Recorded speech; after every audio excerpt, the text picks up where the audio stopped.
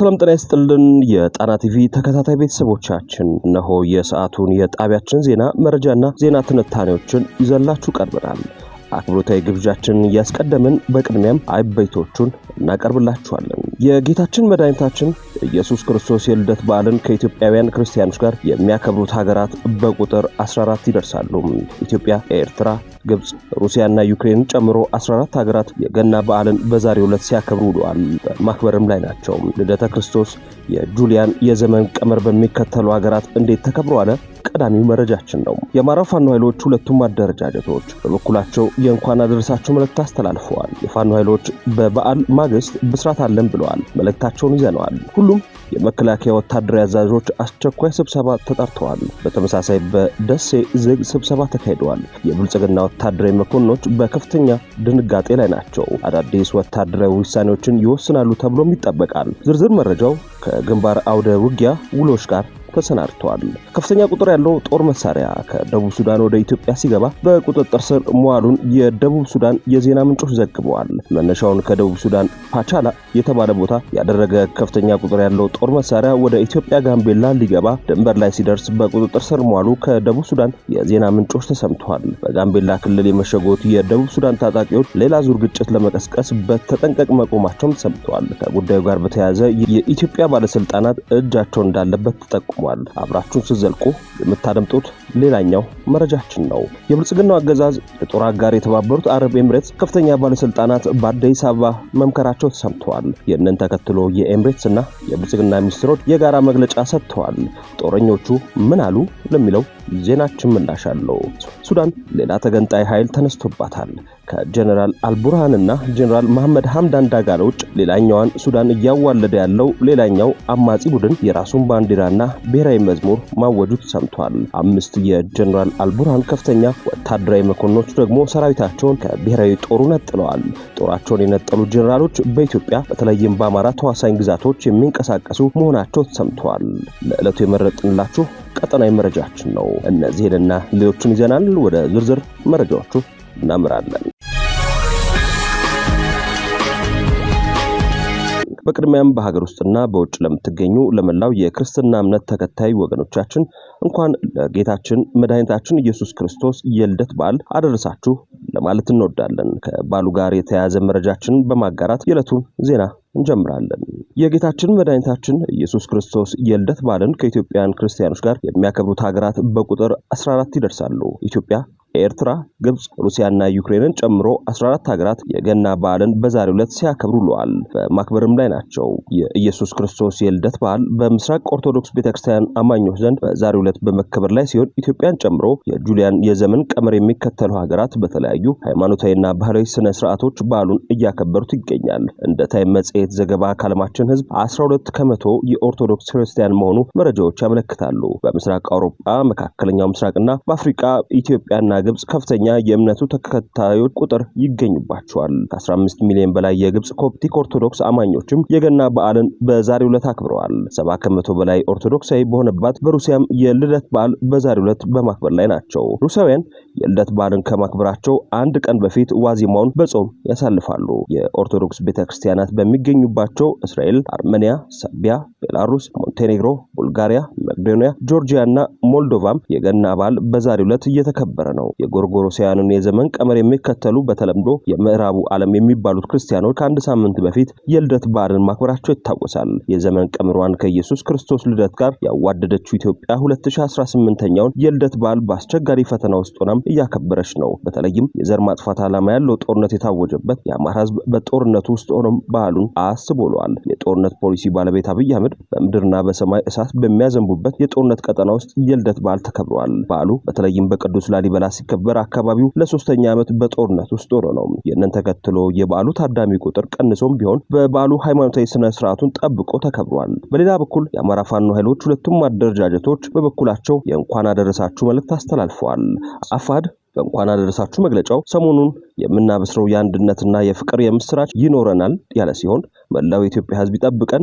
ይህን የምንለው በተቀደሰው የገና ዕለት መሆኑን በታላቅ ደስታ ነው ሲል መጪውን የአንድነት ብስራት ከወዲሁ ጠቁሟል። አፋብኃ በበኩሉ በመከራና በፈተና ውስጥ ሆነ ለነገ በተስፋ እየታገልክ ላለኸው የአማራ ሕዝብ ሆይ ለህልውና ብሎም ለሀገርና ለሕዝብ ደህንነት በተጋድሎ ላይ ያላችሁ የፋኖ ሰራዊት አባላት ሆይ እንኳን ለጌታችን ለኢየሱስ ክርስቶስ የልደት በዓል በጽናት አደረሳችሁ የሚል መልእክቱን በማስተላለፍ ዛሬ በከባድ ፈተና መካከል ብንሆንም አንድነታችንና የሰውነት ክብራችንን ጠብቀን የማይረሳ አኩሪ ተጋድሎ እያደረግን እንገኛለን ብለዋል። ገና የሚያስታውሰንን የተስፋ ብርሃን በልባችን ይዘን የአማራ ሕዝብ የህልውና አደጋ ሙሉ በሙሉ ተቀልብሶ ነጻነቱ እስከሚረጋገጥ ድረስና የሀገሩ ኢትዮጵያ ባለቤት እስከሚሆን ድረስ የጀመርነውን ትግል ወጥ በሆነ አማራዊ አንድነት አጠናክረን የምንቀጥል መሆኑን እየገለጽን ለአማራ ሕዝብና ለመላው ክርስትና እምነት ተከታይ ወገኖቻችን ለፋኖ ሰራዊት በድጋሚ እንኳን አደረሳችሁ። ገና የተስፋ መልእክቱ ከሁላችን ጋር ይሁን ሲል መልእክቱን አሳርጓል።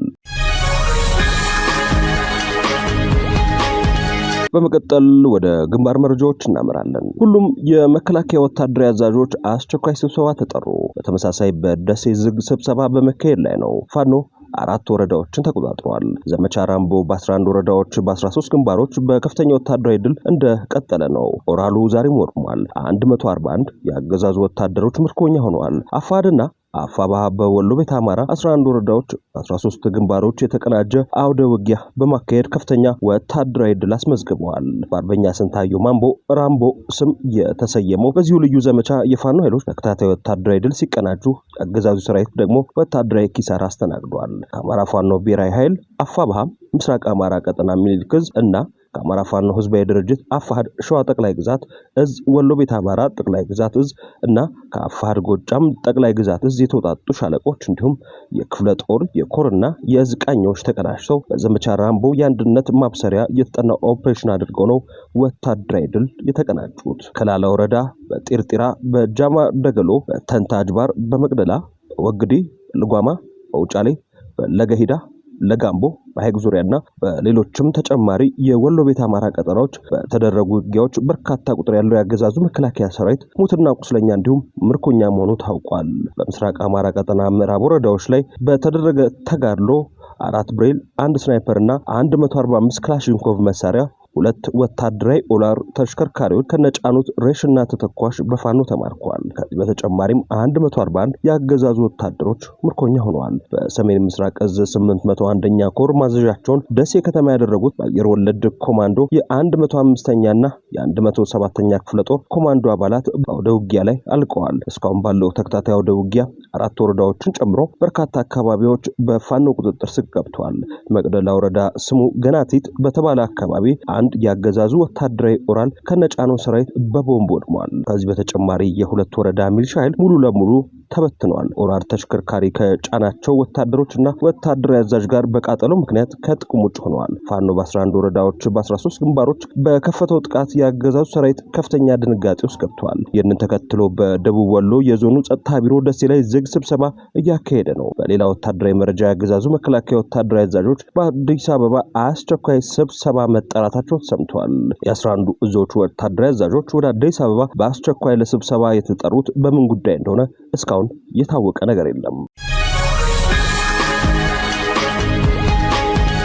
ከፍተኛ ቁጥር ያለው ጦር መሳሪያ ከደቡብ ሱዳን ወደ ኢትዮጵያ ሲገባ በቁጥጥር ስር መዋሉን የደቡብ ሱዳን የዜና ምንጮች ዘግበዋል። በጋምቤላ ክልል የመሸጉት የደቡብ ሱዳን ታጣቂዎች ሌላ ዙር ግጭት ለመቀስቀስ በተጠንቀቅ መቆማቸው ተሰምቷል። ቀጣዩን ግጭት ቀጠናዊ ገጽታ በማስያዝ የውክልና ጦርነት ለመቀስቀስ ዝግጅት መደረጉን ታውቋል። መነሻውን ከደቡብ ሱዳን ፓቻላ የተባለ ቦታ ያደረገ ከፍተኛ ቁጥር ያለው ጦር መሳሪያ ወደ ኢትዮጵያ ሊገባ ድንበር ላይ ሲደርስ በቁጥጥር ስር መዋሉ ከደቡብ ሱዳን የዜና ምንጮች ሰምተዋል። የጦር መሳሪያው ደቡብ ሱዳን መተላለፊያ ያደረገና ጋምቤላ ክልል ለገባው የውጭ ታጣቂ ኃይል መሆኑ ነው የተሰማው። ዋና ዓላማውም በጋምቤላ ያለው የጎሳ ግጭት ተባብሶ እንዲቀጥልና ቀጠናዊ ገጽታ ይዞ የውክልና ጦርነት መፍጠር መሆኑ ለጉዳዩ የቀረቡ ምንጮች ጠቁመዋል። ከመሳሪያ ዝውውሩና ግጭት ጣመቃው ጀርባ ግብጽን ጨምሮ የጋምቤላ የጸጥታ ኃይሎች እንዳሉበት በኢትዮጵያ ገዢው ኃይል ወታደራዊ ባለስልጣናትም በጦር መሳሪያ ዝውውሩ ላይ እጃቸው እንዳለበት ሌሎች የመረጃ ምንጮች በመጠቆም ላይ ናቸው። በኢትዮጵያ በተለይም በምዕራብ ኢትዮጵያ ቀጠናዎች በቀጠሉ ግጭቶች የድንበር ተሻጋሪ ማንነት ፍላጎቶች ግዛቶች እያደጉ ሲሆን ከደቡብ ሱዳን የሚነሱ ታጣቂዎች ኃይሎች የግዛት መጠቅለል ፍላጎት ያላቸው መሆኑም ጭምር የኢትዮጵያን ሀገር መንግስት ፍላጎት አደጋ ላይ ጥሎታል።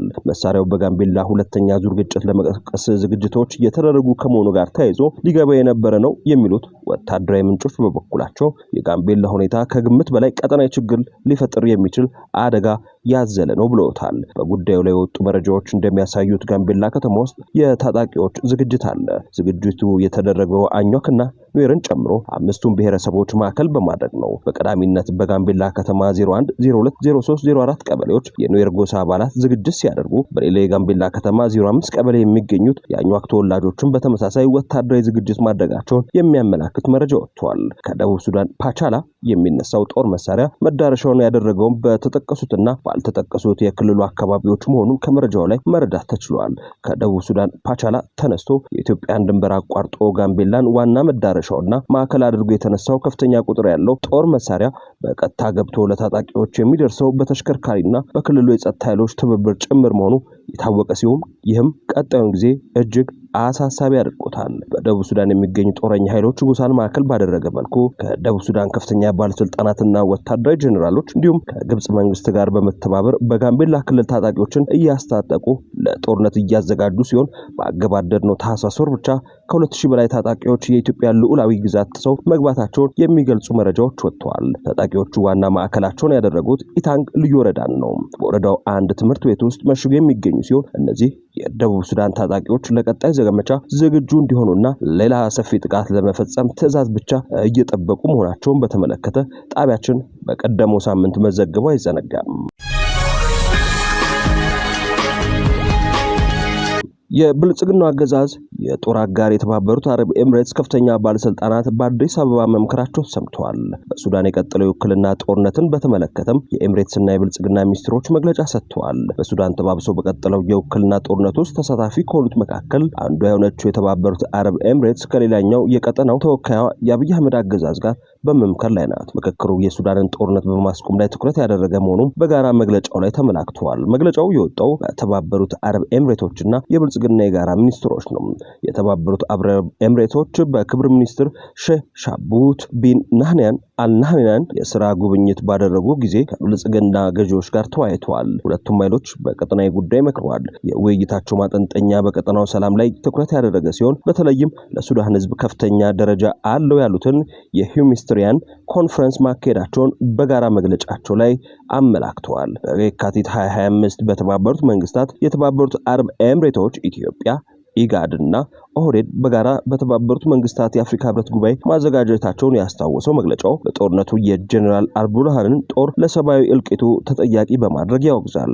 ጀነራል አብዱል ፈታህ አልቡርሃን ቢያንስ ሰብአዊ እርዳታ የሚደርስበት ሁኔታ እንዲኖር በሚል ጊዜ የተኩስ አቁም እንዲያደርጉ በኤምሬትስና በተባበሩት አረብ ኤምሬት እንዲሁም የአፍሪካ ህብረት ጥያቄ ቀርቦላቸዋል።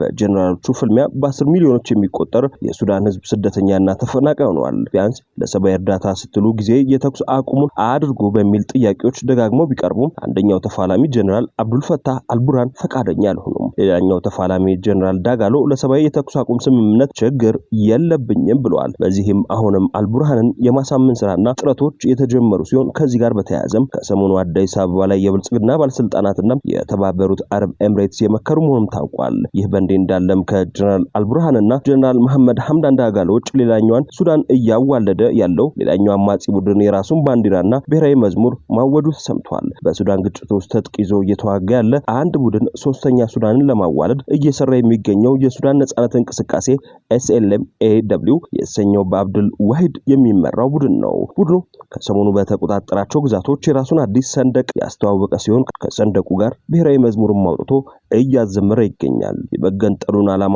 ሲገልጽም በመሃል ሱዳን የተጫነብንን ማንነት ለማደስ ነው ሲል ተሰምቷል። ቡድኑ በማዕከላዊና ሰሜን ዳርፉር በሚገኙ ትምህርት ቤቶች በሙሉ አዲሱን ሰንደቅ ማሰቀሉን ሱዳን ትሪቢዩን ዘግቧል። የሱዳን ባንዲራ በታሪክ በግድ የተጫነብን ምልክት ነው ሲልም መገንጠል ፍላጎቱ እንደሆነ አውጇል። የSLM-AW ተዋጊዎች በአብዛኛው ከዳርፉር ጎሳ የተገኙ ሲሆን አሁን ላይ ማዕከላዊ ዳርፉርን ይቆጣጠራሉ። ቡድኑ በማዕከላዊ ዳርፉር 3 ትልልቅ ከተሞች ያስተዳድራል። እንደ አውሮፓውያን አቆጣጠር ከ2023 ወዲህ የፈጥኖ ደራሽና የሱዳን የሱዳን ጦር ፍልሚያን ተከትሎ ቡድኑ የራሱን ግዛት እያስፋፋ የመጣ ኃይል ነው። አሁን ላይ ከማዕከላዊ ዳርፉር አልፎ የሰሜን ዳርፉር ግዛቶችንም እየተቆጣጠረ ይገኛል። የአካባቢው ምንጮች አማጺዎቹ አዲሱ ባንዲራ እንዲሰቀልና መዝሙሩም እንዲዘመር ማዘዛቸውን ለሱዳን ትሪቡን ገልጸዋል። ቡድኑ ግዛቷን የመገንጠል ዓላማ እንዳለውም ሲናገር ይደመጣል። የቡድኑ መሪ የሆኑት አብዱልዋህድ አልኑር ሌሎች የሱዳን ኃይሎችም የሰላም ስምምነት ሲቀበሉ አሻፈረኝ ብለው ቡድናቸውን ይዘው የቀጠሉ መሆናቸው ይነገራል። ቡድኑ እንደ አውሮፓውያን አቆጣጠር በ2000 ወደ ትጥቅ ትግል የመጣ ሲሆን በዳርፉር የ2003 ግጭት ወቅት በሱዳን ጦርና በካርቱም መንግስት ላይ ካመጹ ኃይሎች መካከል ቀዳሚ ነው። በዳርፉር ግዛት ትልቁን ጎሳ የሚያካትት ቡድን ሲሆን ቡድኑ በግትርነቱና ከስምምነት ራሱን በተደጋጋሚ ማግለሉ ይታወቃል። ቡድኑ የ2006 የአቡጃ ስምምነትና የ2020 የጁባ ሰላም ስምምነትን አያከብርም። ለዳርፉር የተሟላ ፍትህ ካልመጣ በስተቀር ትጥቅ እንደማያስቀምጥም ይገልጻል። አሁን ላይ ግን ዳርፉርን ሀገር አድርጎ የማዋለድ ሂደት ውስጥ መግባቱ ነው በመረጃው ላይ የተመላከተው። ቡድኑ ከሌሎቹ የሱዳን ኃይሎች የተለየ ሲሆን ከፈጥኖ ደራሽም ሆነም ከሱዳን ጦር ጋር ስምምነት የለውም። የፈጥኖ ደራሽ ኃይሎችን በዳርፉር የዘር ማጥፋት ካደረሱት ጃንጃዊ ኃይሎች ለይተው የማያዩ ሲሆን በ2003 ውጊያ አድርገዋል። በሌላ ቀጠና የመረጃ ጄኔራሎቹ ድንበር ላይ በጥብቅ መክረዋል። ምክክሩ በኢትዮጵያ ድንበር አቅራቢያ የተካሄደ ነው። ሱዳን ኒውስ ባስነበበው አዲስ ዘገባ መሰረት አምስቱ የጦር ኃይሎች አልዋጋም ባሉበት በምስራቅ ሱዳን የብሔራዊ ጦሩ ምክትል አዛዥ በአፋጣኝ አምርተዋል። ከፍተኛ ወታደራዊ አዛዦች በተገኙበት የተመከረ ሲሆን ምክክሩ የተካሄደው በምስራቅ ሱዳን ከኢትዮ ሱዳን ድንበር በቅርብ ርቀት ላይ መሆኑን ዘገባው ጠቁሟል። የጀነራል አልቡርሃን ምክትል ጀነራል ሻምስ አልዲን ካባሺ ውጥረቱ ባየለበት ወደ ድንበር አካባቢው በመቅናት መክረዋል። በስብሰባው የሱዳን ሉዓላዊነት ምክር ቤት አባል እና ምክትል ዋና አዛዥ ሌተናል ጀነራል ሻምስ አልዲን ካባሺ ጨምሮ የጀነራል መረጃ አገልግሎት ምክትል ዳይሬክተር እና የመከላከያ ኢንዱስትሪዎች ስርዓት ምክትል ዳይሬክተርን ጨምሮ ከፍተኛ ወታደራዊ አዛዦች መገኘታቸውን ዘገባው ገልጿል። ይህ ምክክር የተካሄደው በዚሁ ምስራቅ ሱዳን 5 ወታደራዊ ኃይሎች ከጀነራል አልቡርሃን ጎን ተሰልፎ ላለመዋጋት መወሰናቸው ከተሰማ በኋላ ነው። አልዋጋም ያሉት የጦር ኃይሎች በቅርቡም በምስራቅ ሱዳን እስከ ኢትዮጵያ ድንበር ውጊያ ለመክፈት ሲንቀሳቀሱ መቆየታቸውን የተገለጸው። ይሁንና ለዚህ የተዘጋጁት 5 ኃይሎች ለአልቡርሃን ተሰልፎ ከፈጥኖ ደራሽ ኃይሉ ጋር ከመዋጋት ይልቅ ገለልተኝነት መምረጣቸው ተዘግቧል። በተለይም ጦሩ አልዋጋም ያለው ጀነራል አልቡርሃንን በምስራቅ ድንበር በኩል ኢትዮጵያ ላይ ያነጣጠረ ማስጠንቀቂያ ከሰጡ በኋላ ነው። ይህም የጀነራል አልቡርሃን ጦር የመፍረስ አደጋ የገጠመው መስሎ ታይቷል። በጦርነቱ ተራዛሚነትም ከፍተኛ መሰላቸቶችና በጦሩ ውስጥ የጥቅምና የአካባቢ ሽኩቻዎች እያደጉ መሄዳቸው ነው የተመላከተው። ክቡራትና ክቡራን ቤተሰቦቻችን ለሰዓቱ የተሰናዱት መረጃዎች የተከታተሏቸውን ይመስሉ ነበር። አብራችሁን ስለቆያችሁ ልባዊ ምስጋናችን ይድረሳችሁ እያልን የጣና ቲቪ ወቅታዊ ዜናዎች፣ ትንታኔዎችና ልዩ ልዩ ፕሮግራሞች እንዲደርሷችሁ ቻናላችንን ሰብስክራይብ በማድረግ ቤተሰብ ይሁኑ። በተሳትፎ የትግል ሚዲያውን እንዲያጠናክሩ ጥሪያችንን እናቀርባለን። ጣና ቲቪ ከሀቅ ጋር